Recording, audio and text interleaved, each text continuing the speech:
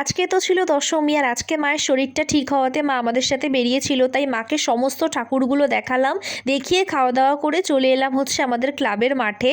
আর এবছর আমার ভীষণ বড় একটা ভুল হয়ে গেছে, না প্যান্ডেলের না ঠাকুরের একটা ভিডিওও আমার করা হয়নি, যার জন্য আমার প্রচণ্ড আফসোস হচ্ছে, কি আর বলবো।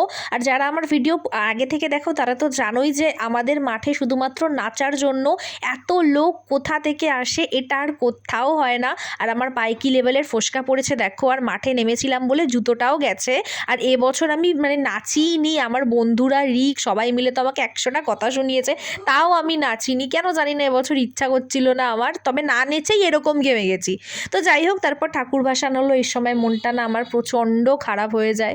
তো আমাদের ক্লাবে ঠাকুর ভাসান হওয়ার পর রিকদে পাড়ায় বিসর্জন হলো, আর রিক এই শরীরে কি করে ঠাকুর ঠেলছে ওই জানে। তারপর ওদের বিসর্জন দেখে চলে গেলাম হচ্ছে একটা ক্যাফেতে খাওয়া দাওয়া করতে, খেলাম ক্রিসপি চিকেন, চা, মিক্স সস পাস্তা আর পিৎজা। তো এভাবেই এই দিনটা কাটলো।